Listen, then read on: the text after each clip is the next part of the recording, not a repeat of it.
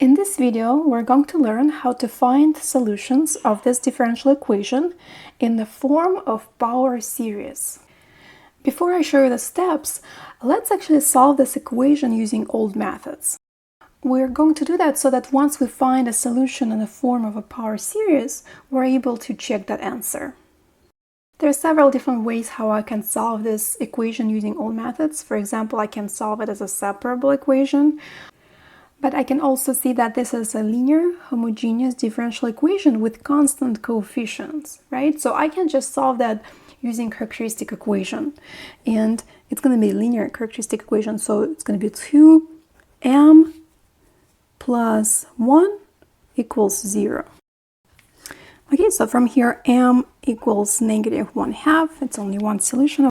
And that means that the solution to the given differential equation is y equals c1 times e to the power negative 1/2 x. So that's the solution. I know it was very easy, but the whole point that we're going to learn right now how to find power series solution to that same equation, so that we can apply those steps to solving differential equations for which we're not able to find solution in the form of an elementary function. So how to find a power series solution? In step 1, well, we're going to assume that solution to our equation is a power series, right? So it means that in general it's going to have this form. Series from n goes to 1 to infinity of c sub n times x sub n, right? That's just a general form of a power series. Now the point is that in this general form, c sub n represents constants of all terms of the power series, right? So it represents infinitely many constants.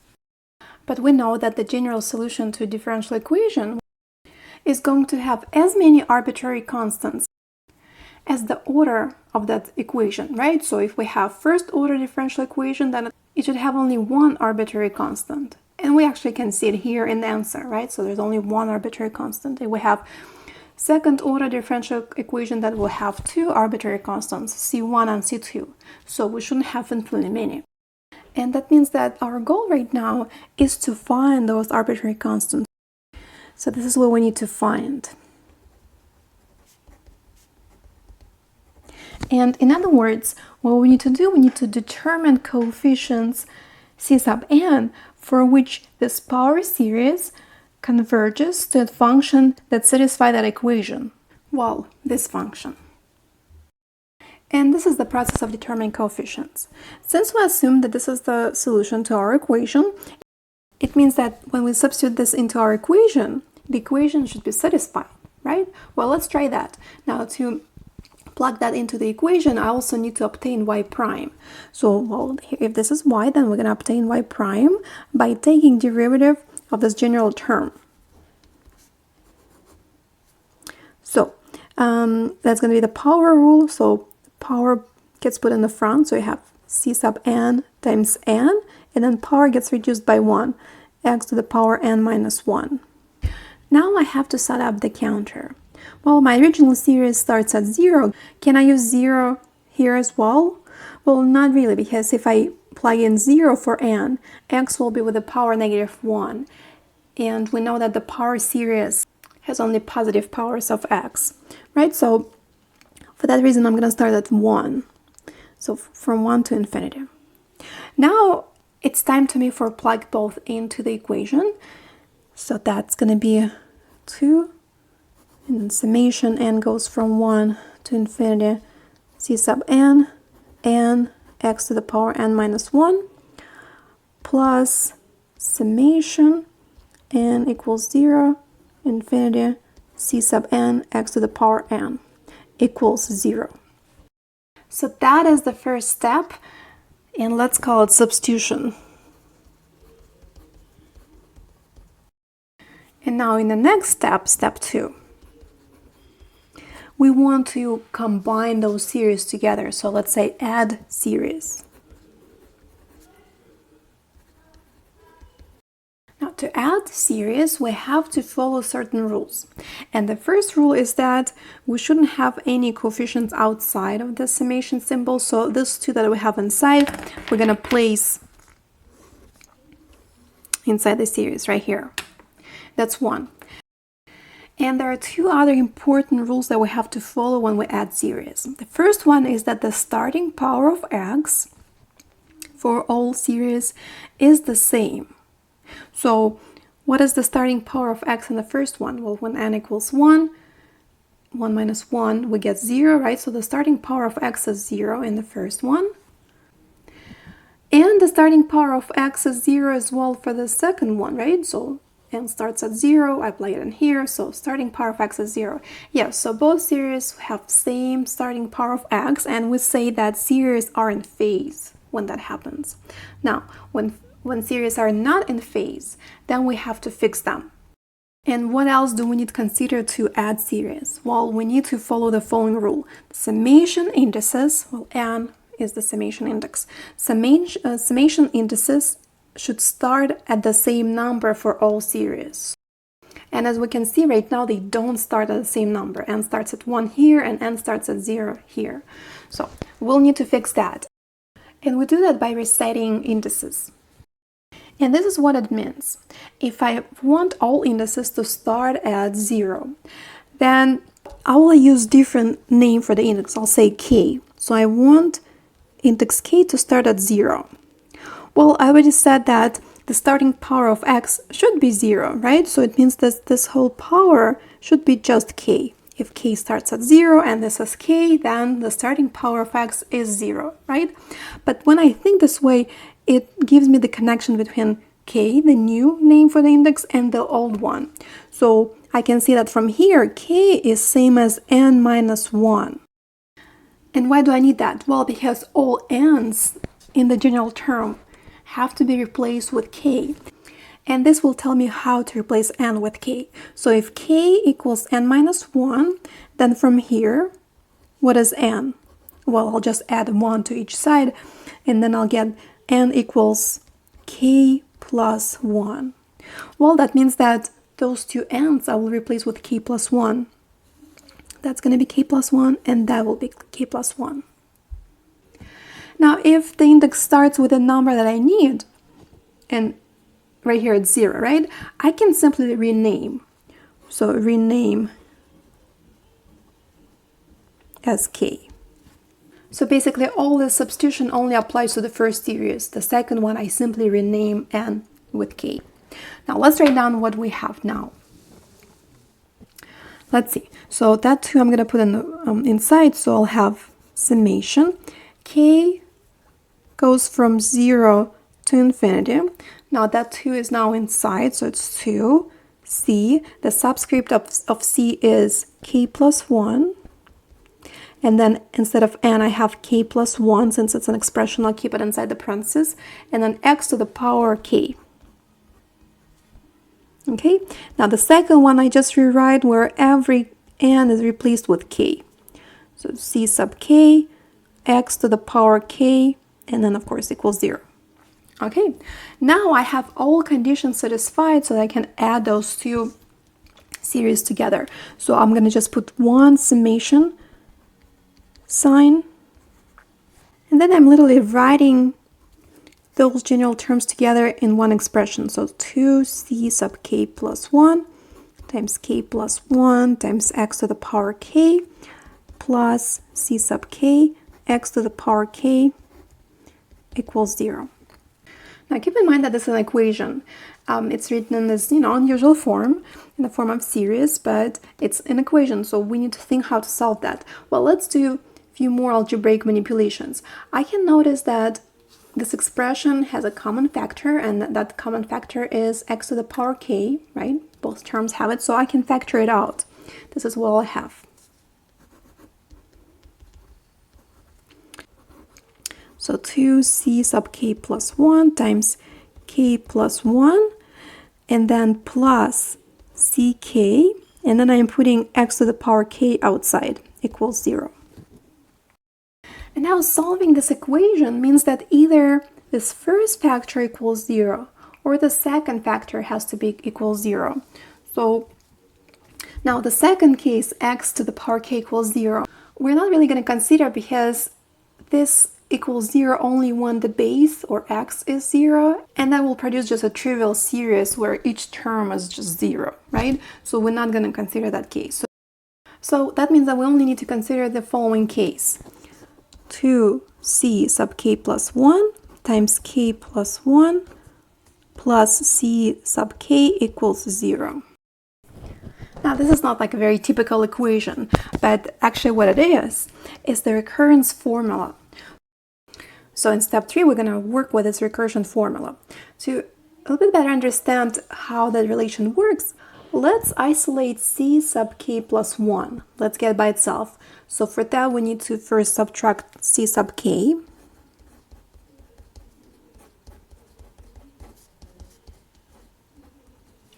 And then I should be able to divide by 2 times k plus 1. Now, k plus 1 is not equal 0 because remember, k starts at 0. So it means that this sum will never be equal 0. So that means we can just divide. Go ahead and divide. C sub k plus 1 equals negative ck over 2 times k plus 1.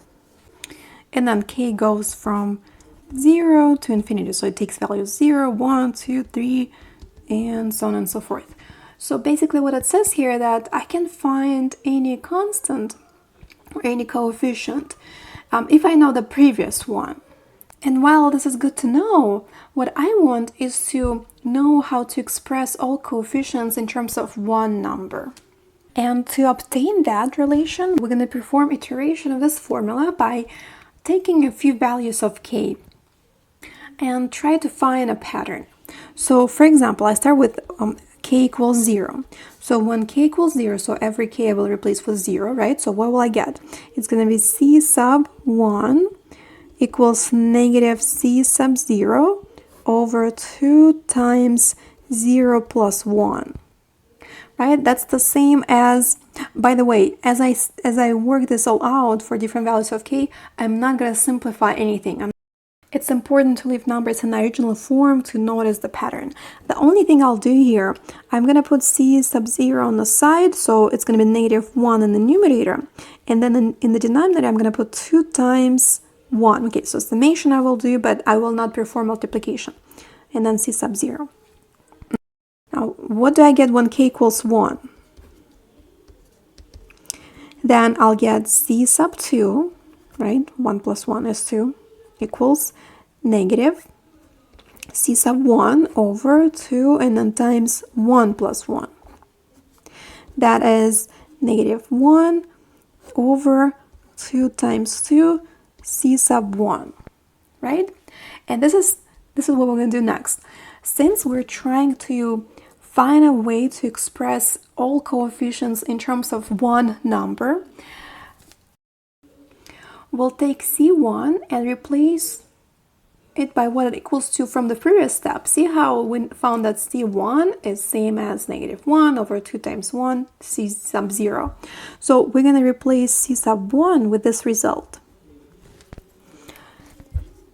Okay, so first I have this part, negative 1 over 2 times 2, and now times all that, times negative 1 over 2 times 1 c sub 0. So I am not simplifying anything. And now what I have is that I know how to express c1 in terms of c sub 0, and now I know how to express c2 in terms of c sub 0. See? And that's what we're trying to obtain. I'll do a few more. So k equals 2. Then it's going to be c2 plus 1. C sub 3 equals negative c sub 2 over 2 times 2 plus 1. 2 plus 1. That is negative 1 over 2 times 3 times c2. Same thing. We want to express c3 in terms of c sub 0. So we're going to that c sub 2 replace with what it equals to from the previous step. Okay, that is c sub 2. So that I'm going to replace with the expression I got from the previous step. Let's see how it's going to look like now. I'm writing that, negative 1 over 2 times 3, and now I'm writing all that down. Negative 1 over 2 times 2 times negative 1 over 2 times 1 times c sub 0. Now we found a way to express c sub 3 in terms of c sub 0. And you might start noticing the pattern here. But let's do one more. Let's take one more k value, k equals 3, to kind of confirm our guess. So it's going to be c sub 4, right? 3 plus 1 gives me 4 equals negative c sub 3 over 2 times, now it's 3 plus 1. 3 plus 1, that's negative 1 over 2 times 4, c3, and c3 we replace with what equals to from the previous step by all that. Negative 1 over 2 times 4, that's that part. And now I'm copying down all that from the previous step. Negative 1 over 2 times 3 times negative 1 over 2 times 2 times negative 1 over 2 times 1 times c sub 0. Okay, perfect. I think that's good enough. I think now we can talk about the pattern. How do we talk about pattern? Well, we can take our last result here, and what we want to connect is the index of this coefficient, which is 4, with the numbers that we have here written. So what can we notice? Well, the index is 4, and I can see that I have that many negative 1s multiplied in the numerator, right? So I have 4 of those. 1, 2, 3, 4. Okay, that's one observation I made. What else? Well, I can see that in the denominator I have, if I look at the denominator, if I multiply out everything in the denominator, I'll see that I have the product of 1, 2, 3, 4 2's, right? How can I write that? Well, it would be 2 to the 4th power. And besides that, we have the product of numbers 4, 3, 2, 1. So that's the product of all integers starting from 4 down to 1. And remember, when we have this kind of product, it's called factorial. So once we made all those observations, we're going to rewrite this all in general. So what if it's not 4, but n? If I think about this as n. So in other words, if I say, well, what is c sub n in this case? Well, then c sub n in this case will be the following. In the numerator, I'm going to have negative 1 raised to the power that's same as the index. So in this case, it's going to be negative 1 raised to the power n. In the denominator, I should have 2 raised to the power that matches the index. In this case, it's going to be 2 to the power n. And I will also have to have the product of all integers starting with the number that's the index all the way down to 1, so it's same as factorial. So here it was 4 factorial, 4 times 3 times 2 times 1. If I'm choosing index n, it's going to be n factorial. And then times c sub 0. So let's consider this to be step 4, finding the general form of c sub n. And finally, what we're going to do, we're going to substitute this back into our solution. Remember the one that we started with, the power series solution. So step 5.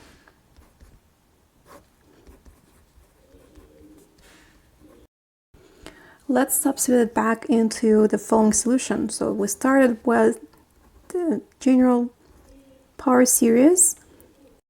Now what I'm going to do, I'm going to expand all the terms, and I'll show all those steps.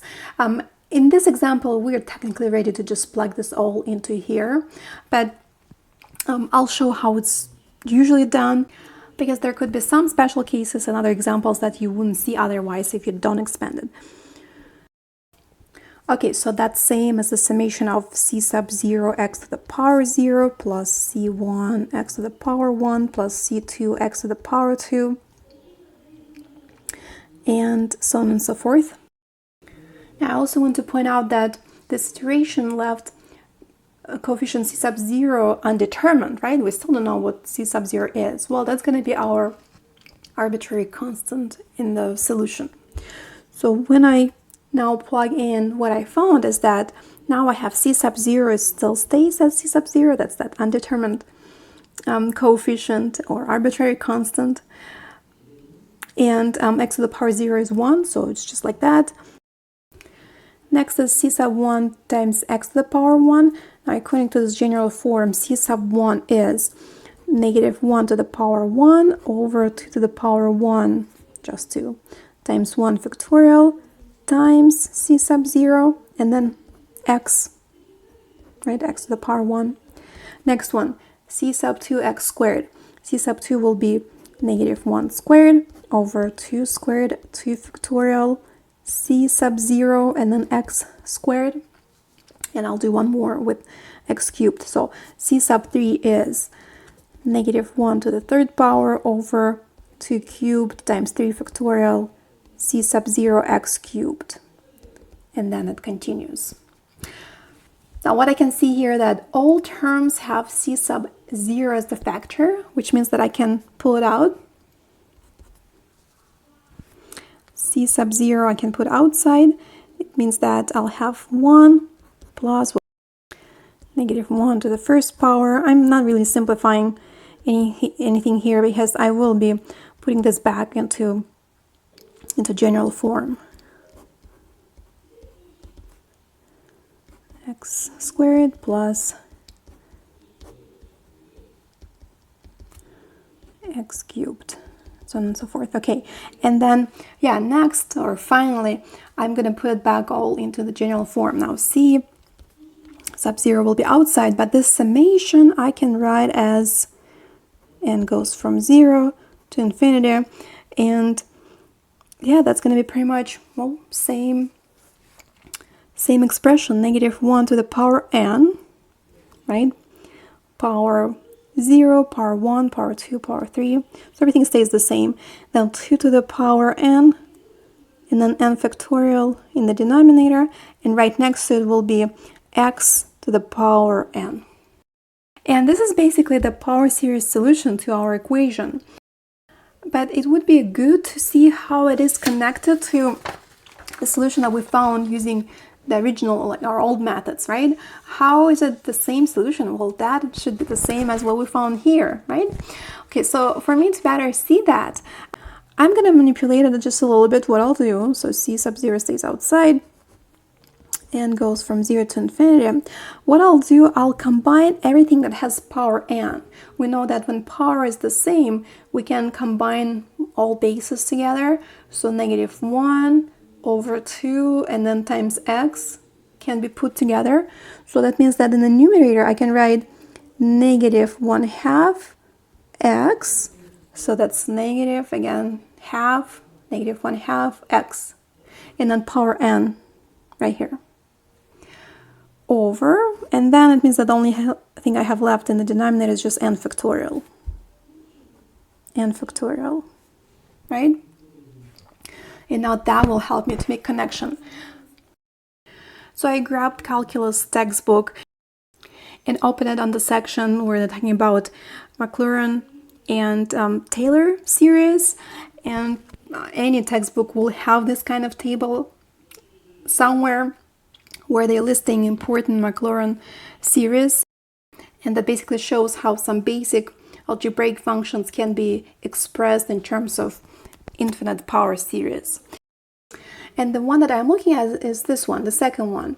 It says that e to the power x can be expressed in terms of this power series.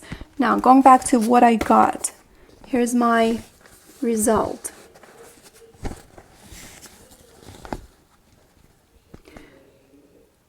This is my result. And this is what e to the power x is. Do you see resembles? So the only difference is that, well, I do have n factorial in the denominator. Here in the numerator it's x to the power n, but I have negative 1/2 to the negative 1/2 x to the power n. But what is x? Here x is the power of e. It means that in my case, power of e is going to be not x, but negative 1/2 x. Let me write this down. So it's c sub 0 e to the power, and that is the power, negative 1/2 x. And now I'm going to take the first page where we just started solving our differential equation using old methods, and that's the solution we found. See how it's the same? And of course I can just rename those arbitrary constants. This c sub 1 has nothing to do with the series. again, it's just the arbitrary constant. So I can call both C, and that's going to be exactly the same answer. So that helps me to see that, yeah, we got the right answer. And the power series that represents solution to that equation is this one over here. So these are the steps. This is how you find the power series solution to a differential equation.